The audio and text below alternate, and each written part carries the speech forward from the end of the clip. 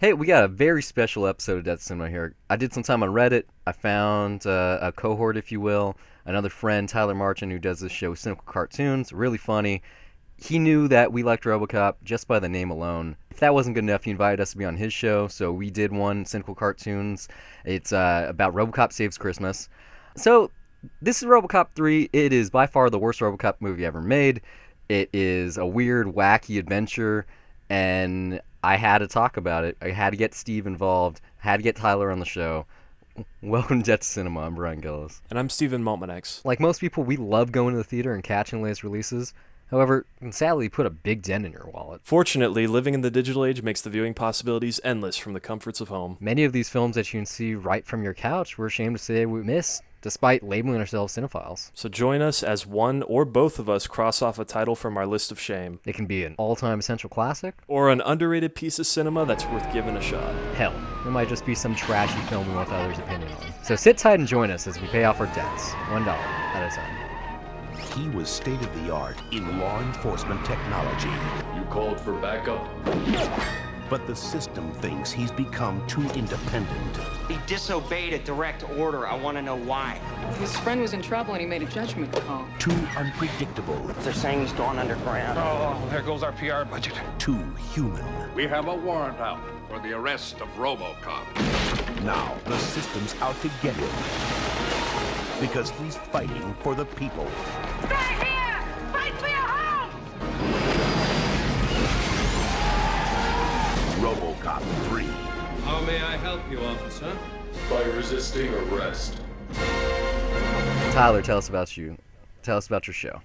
I'm Tyler Marchand. I host the Cynical Cartoons podcast. Used to be about Rick and Morty, then it was about BoJack Horseman, and I talked about all that because those are limited run series. And so now we just watch weird movies. Yeah, weird animated cartoons 2. every week. Mostly like nostalgic stuff, or?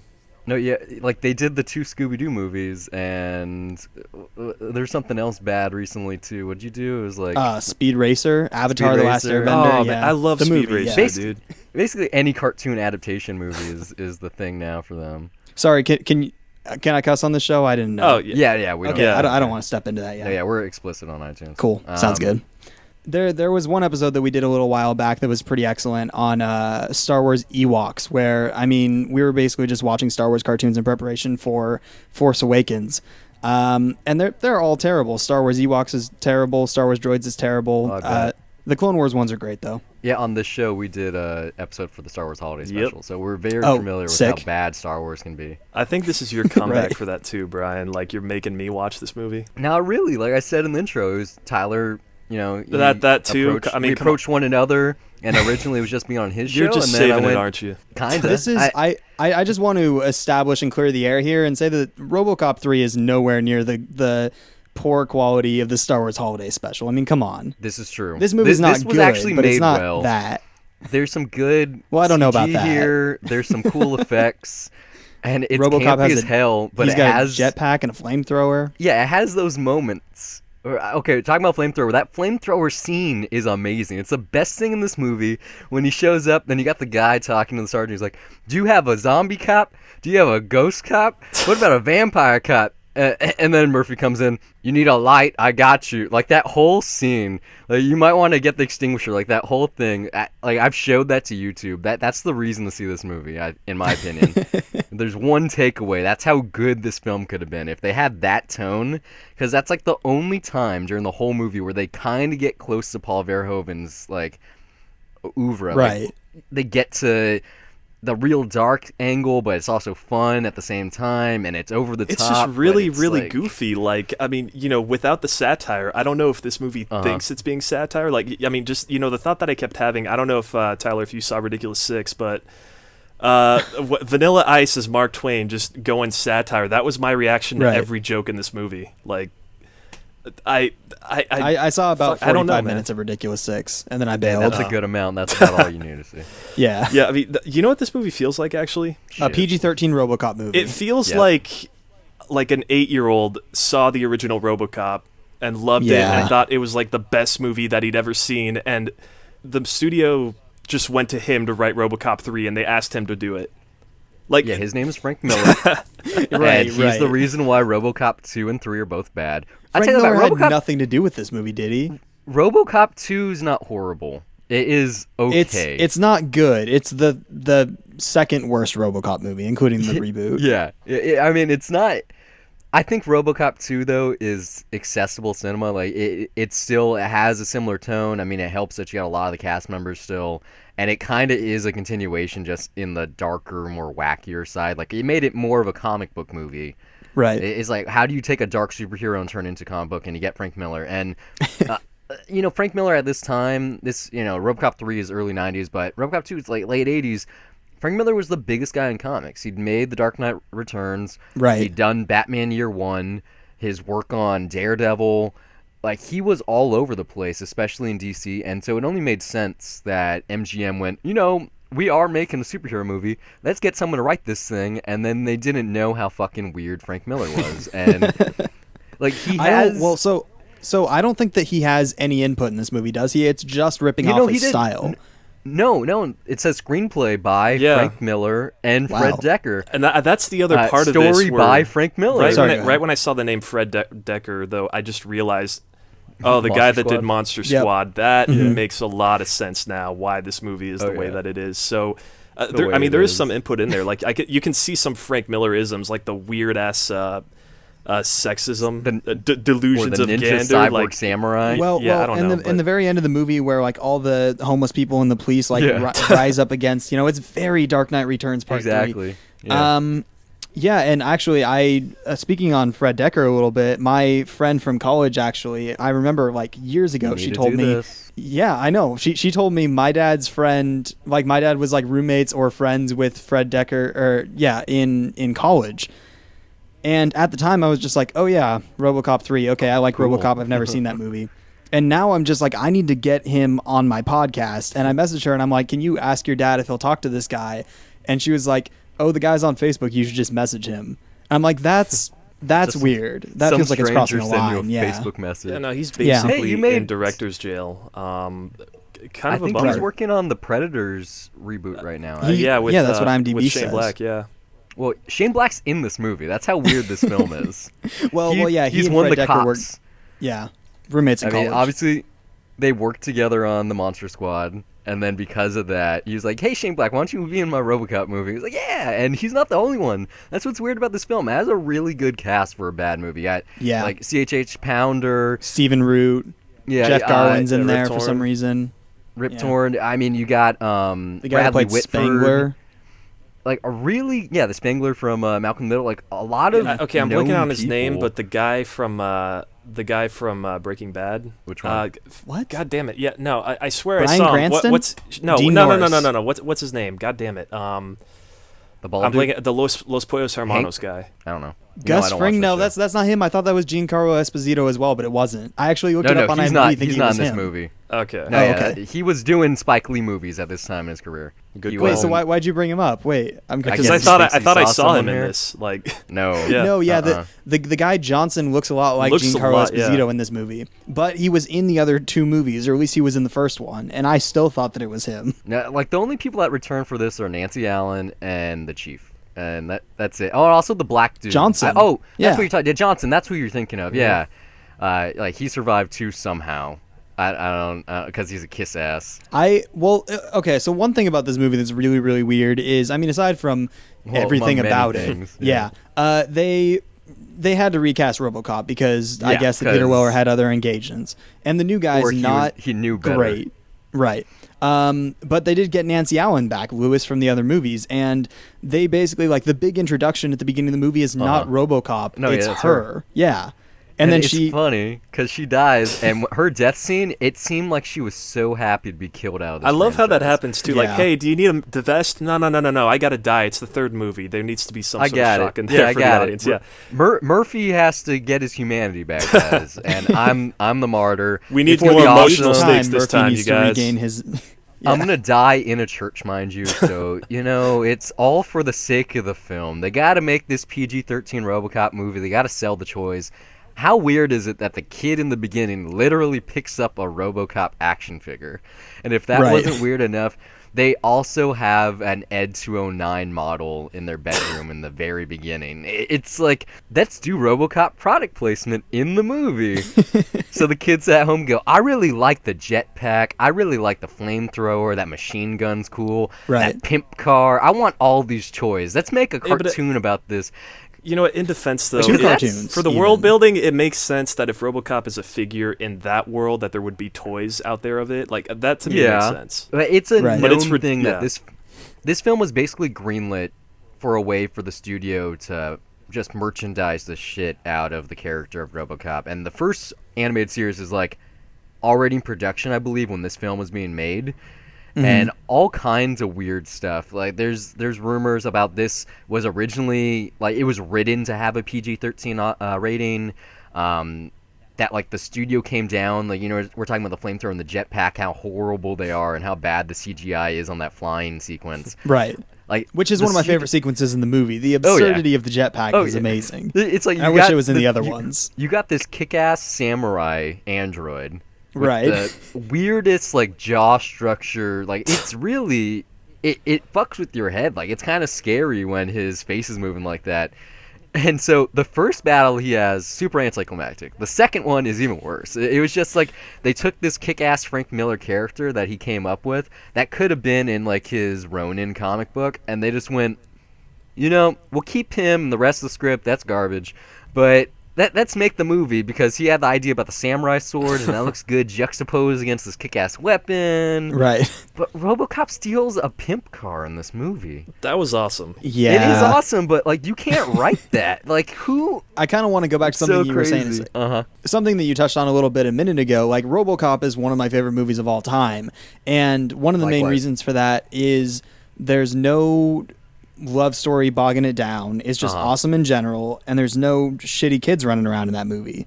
And that's the main problem with RoboCop 2 and 3 are just like, hey, snot-nosed kid, you like snot-nosed kids? Here's a snot-nosed kid, and they just like throw them in there. I like it in 2 though because it does work with the story and like Murphy trying to calculate his humanity and the way that the kid kind of messes with him. Plus that lunchbox machine gun is really badass. Right. But I think this kid is a cop killer too. Yeah, what more so is for me in RoboCop 2 though, the problem with it is the fact that it's like a Dare commercial. It's like, hey, this kid is a drug dealer. Don't do the drugs. Oh, and he'll kill cops too. Man, I need to see this movie now. You do? It's on HBO Go. You got my I know account I do. pass. You got to see it. I told you, seeing this one would make you want to see RoboCop 2. Yeah, RoboCop 2 is like almost a good movie, but this one, I mean, just almost horrible. Yeah, this one was way worse than take for instance the stupid RoboCop Christmas cartoon we all also watched. I mean, that was way more enjoyable than this because it's not trying to be something else, I think. This bridged the gap for that cartoon. This took this calculated, over-the-top, satirical, hard R superhero and dumbed it down for the American kid audience. And then a cartoon's viable, and you look at the cartoon, which you can listen to on Tyler's episode. It's really stupid, but you just accept it. You're like, yeah, this is RoboCop in the future, whatever. Where this one, I can imagine seeing the trailer for this and going, RoboCop 3, fuck yes, dudes, first day, let's do it. And then get in the theater and just crying throughout the thing. Yeah, no, I mean, it's, what was it, there was a bit of foreshadowing in there for me of like, I think it's the scene where we first see the jetpack and, God, what's her name? I'm forgetting this movie already, it was so bad. But C.H.H. Pounder. Lewis? Yeah, no, like she looks at it and she's like, look at that. Grab it. Oh, Lazarus. Why? No, that wasn't Lazarus. Lazarus is later. You're talking about the black lady. From yeah. Star Trek. Oh, I know who you're talking about. No. Yeah, she points at the jetpack. Is like, grab it. Why? Because it looks expensive. That sums up every thought in this movie. Is we need fuck a plot story, piece. fuck any fun action sequences. It just has to look expensive, and that'll be cool. RoboCop doesn't even show up for 16 minutes. Right. And it gives you this false sense of hope because it starts off exactly like the first RoboCop. You got these commercials, you got the talking heads on media break, and you're like, wow, this is like the same exact movie. It just looks better, kind of. And OCP is I think just it looks as way villainous. worse, though, by the way. In certain ways, like, okay, for instance, our namesake, I'd buy that for $1. The Bixby Snyder character. In this movie, it's so out of place. It's so bizarre. Like, it's Right. a sinister aspect. And they mess up the line. He says, I'll buy that for a dollar. And it's like right before this wrecking ball comes and destroys their house. And it's like that's the closest they could get to the first. And even still, they squandered any chance. No, it's depressing. It's just Well, there I think for it's- no reason other than just to say, like, oh, hey, we're a RoboCop movie. Here's the, Right. just go down the Well, I checklist. mean, you haven't seen RoboCop 2. There's no mention at all in the sequel. So it's then like why they is skipped it in the there? middle. Exactly. Okay. That's what I'm saying. Like, That's stupid. The first film It- had that. The second film still has the weird commercials, but they brought the character back for this one, except it strips away the whole sitcom angle, and it's just, here's a catchphrase you kind of heard from the first movie a couple years ago, Right. and you want to get your money's worth. Or Well, like something weird. And I think what this movie's trying to do is it's trying to say, like, the entire time, like, hey, guess what? This is PG-13, bring your kids, Yeah. but it's still RoboCop because, it's like, still the RoboCop. yeah, they say in the middle of the movie, and it's absurd how much they just totally neuter this character. It's horrible. Like, he's fighting, like, these street punks, and they have time to... splatter punks. Yeah, exactly. They have time to, like, hit him with a thing of alcohol and light him on fire. He doesn't shoot them for, like, 45 seconds because it's PG-13, and then... Later on, like, they say bitch a lot in this movie because they can. It's PG-13. It's the word they could get away with. Right. And at one point, one of the characters is like, oh, what a bitch, and somebody else is like, you can't say that, there's kids present. It's like you're trying to be meta, but you can't do it unless you follow through and actually have some guts in your movie, have some substance there. Like, they get a couple things right, or like they have an interesting angle, because there's no real bad guy here. Like, the villain is a multinational corporation trying to take over a city, and it's Right. like one step beyond gentrification. They're literally killing these people, kicking them out of their homes, trying to turn into Delta City, trying to get to that place where the first film was aiming towards. They're still trying to make Delta City. It's like in Return of the Jedi when Yeah. they're still trying to do the Death Star It's still thing. the Death Star, yeah. So, well, I mean, they do it. Right. But yeah, it's like, so you have that gentrification angle. It kind of works. You got like the Asian companies taking over America, which at the time was kind of prevalent. And then, I mean, Sony bought Columbia Pictures like a year before this movie came out, I think. And then you also have that little shot, which is like barely even mentioned, where you find out that OCP owns Media Break and it's their satellite, and that's why it's the propaganda on TV. So like that kind of brings this overarching theme to like the real villainy to OCP across the trilogy, if you can even call it that. Like, there's such loose ties between the three films that like it makes it more of a bad guy, which is, I just think it's interesting in the RoboCop universe because they create RoboCop for good public image. And yet they're like one of the worst companies on the planet, just making these weapons and trying to promote warfare. And it's Right. like Northrop Grumman, but wearing a really angry hat. Well, one of the only scenes in this entire movie that really feels like it's part of this trilogy and sort of gives the movie an arc in the whole story is later on in the movie when OCP is sort of turned on RoboCop and they're like, RoboCop's evil, he's helping all these stupid homeless people, and then all the police officers are like, we're walking out. RoboCop. Well, it's actually a really nice scene where like the chief walks by the OCP people who are like, you're gonna kill all these homeless people or get them out of there. And he walks by, he drops his badge on the ground, and then everybody else slowly follows out. And it's like, that is a natural progression from the first movie where they're all like, we got to follow OCP, I guess, to now where they're finally like fed up because of RoboCop. That's nice. But Like, it doesn't have any bearing on the story. If they had made the crux of this story, instead of gentrification, just the riots at the end, if that was what the big thing was, instead of kicking people out, I mean, it makes sense that you'd have to give a reason to. Like, if the second film, instead of being about drugs and the anti-RoboCop, was all of the gentrification stuff, and the third movie was just the riots, it would have been a really good trilogy. But they weren't looking forward. Like, they wanted the action figures, and they wanted the video games, and they wanted this. Like, they realized that they tapped into something special with that first film, and still, who knows how it became the success it was. I mean, Kanye West has a song called RoboCop on 808s and Heartbreaks. Like, it is just in the pop culture that this character exists. Because at the time, like, the only superhero movies, it was Superman, and there was like Wes not Craven's even Swamp Tim Burton's Thing. Batman yet. Yeah, Really. That there in was 89. a really horrible Punisher movie with Dolph Lundgren. Like, I guess you A really could do awesome Punisher movie. No, that movie's so bad. Yeah, it is like I terrible. saw that before the Thomas Jane movie came out, like years and years before. I still haven't seen Howard the Duck, but superhero movies, like, they didn't really exist back then, and the fact that they were able to create one just naturally that works so well, especially in a city like Detroit. Well, not only that, but an R-rated one. Yeah, and which, Deadpool's coming out this weekend. They've finally decided to make another one. I hope it's good. But Well, we had Watchmen, though. That was pretty good. We had Sin City, too, but... And like, this Punisher, is... was Punisher rated R? Punisher Warzone? Warzone was, definitely, yeah. But I don't Doesn't know. make it a good movie. We'll see how... I wonder how Deadpool's going to be embraced, though, by the mainstream audience. It seems like it's going to be a big hit. It's already got a sequel.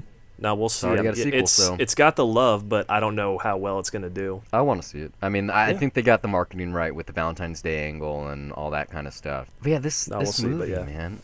I think the weirdest thing about this film, besides how bad it is I just know for a fact, and it's like I said, there weren't many superhero films back then. Tim Burton had made 2 Batman films by this time.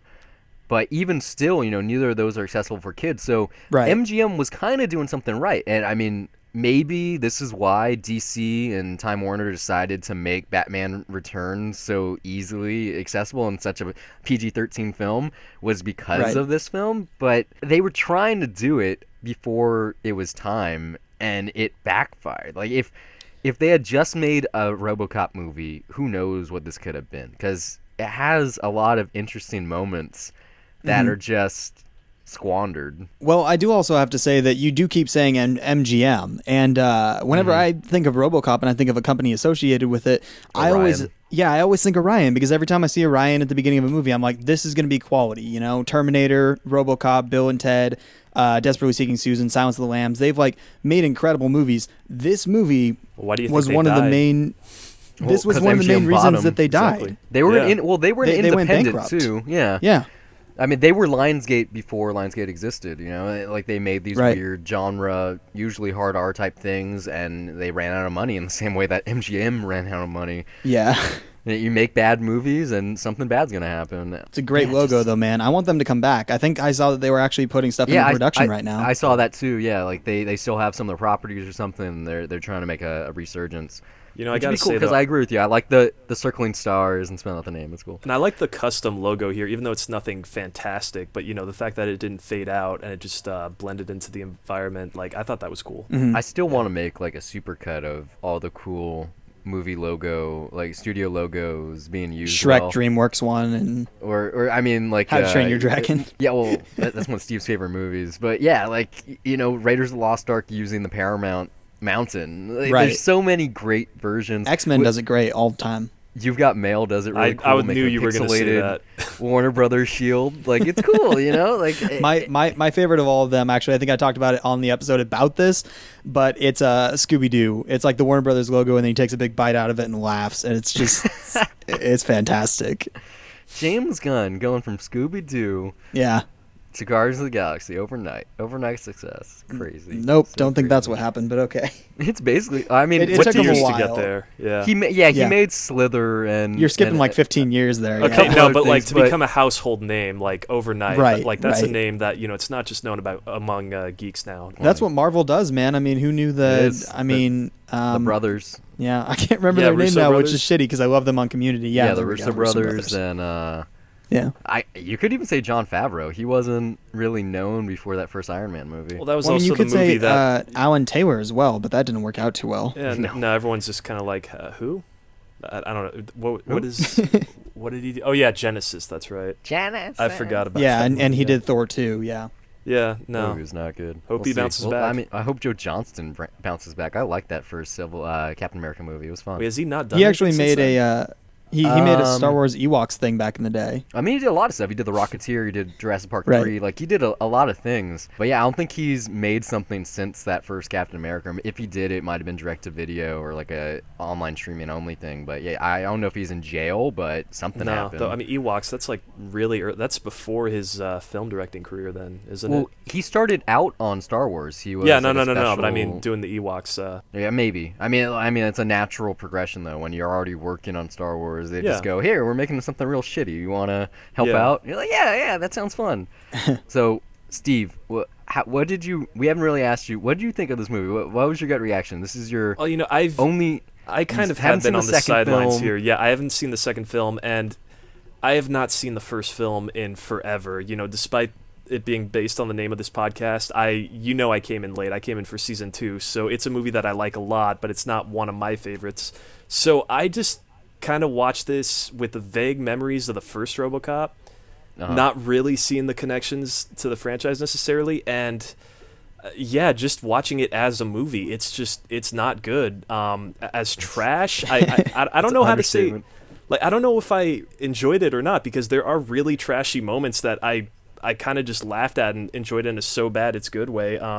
Like, stupid stuff like the girl like being all cute and rewiring Ed 209. Like, I mean, as dumb as that line is, I did kind of chuckle a little bit. Loyal as a puppy. Yeah, I mean, it's, and I don't know. I was honestly, that scene where he was about to tell her that her parents are dead, I was honestly like actually about to laugh, like thinking that was going to be a really like cheesy emotional moment, but you know what, that scene actually it turned out a lot nicer. Like, I expected her to be crying, and no, I think it was actually handled pretty well, at least compared to how I imagined it was going to go. But this movie's total crap. I got mild enjoyment out of it at best, but I am forgetting it quick. The trash that I saw last night at the Alamo is much more memorable. I mean, just disclosure here, I didn't rewatch it before this episode. I seriously fast forwarded through everything until I got to a scene that I remembered, and then I rewatched it, because I watched this like hour and 40-minute movie in about 27 or 30 minutes. I was just like, skip, okay, good, skip. How many times have you seen it though?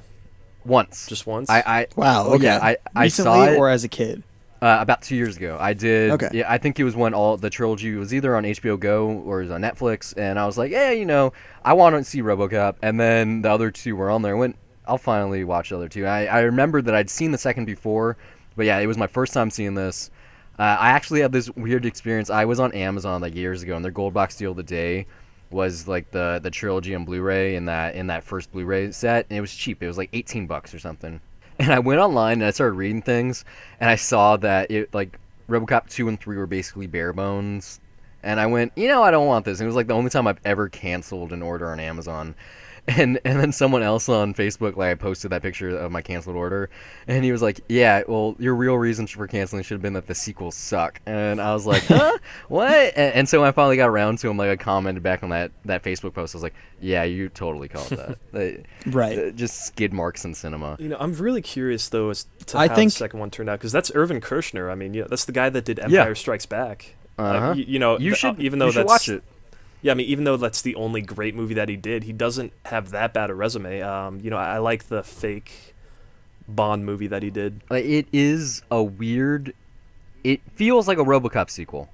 Unlike this one. It's just... Yeah. It is very bizarre. It's almost a good movie. It's getting close. It's like cyberpunk. Like, it's actually trying to be a good movie?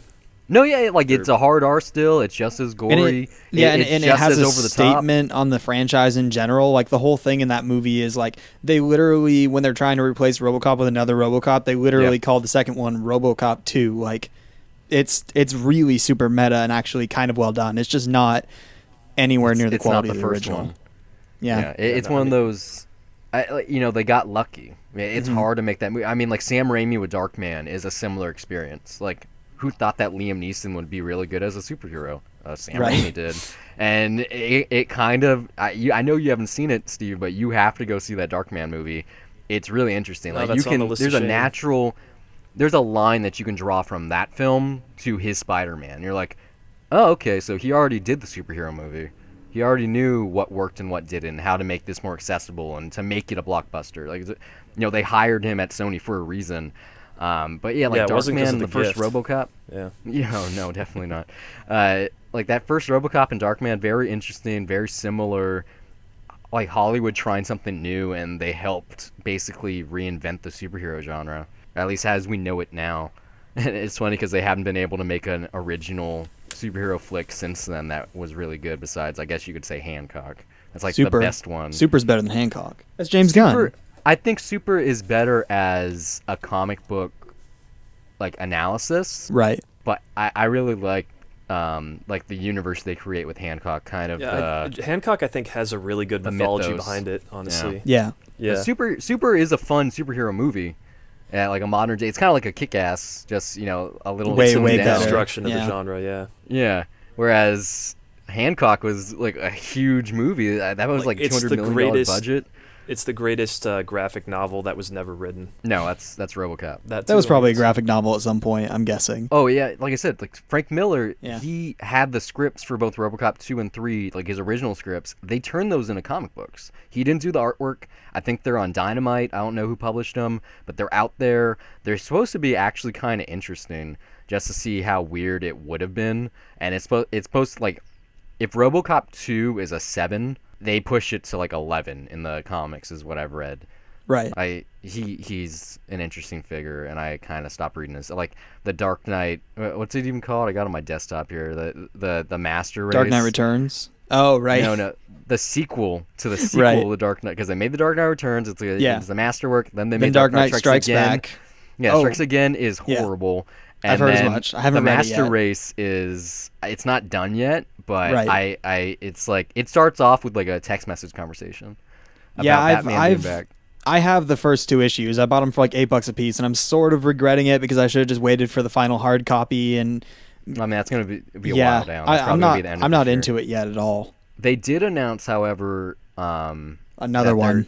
they're doing a spin-off Right. called I can't remember the name, but it takes place right before Dark Knight Returns, and it kind of shows you why the Joker's in the asylum and why Harvey Dent is becoming good, and like it kind of sets up stuff. I'm like, oh, maybe that one would actually be good, maybe. I don't know, man. I lost faith in Frank Miller a while ago. Like before I ever really gained it, I like heard, that like 9/11 just like broke him, and he's just like not. That he made a there comic book anymore. called- It was originally supposed to be in the Dark Knight, his like Dark Knight universe. And Right. It was going to be called- Batman fights the terrorists. Yeah, it's called Batman Holy Terror. Right. So DC said, no. You're not doing an anti-terrorist comic book with Batman. And so Right. he made it anyway, and it's just called Holy Terror, and it basically has his own superhero that is Batman in it. Yeah. It's supposed to be really bad. Well, I mean, blame Hollywood, though. Like, this was the beginning of his ego, like I said at the beginning of the episode.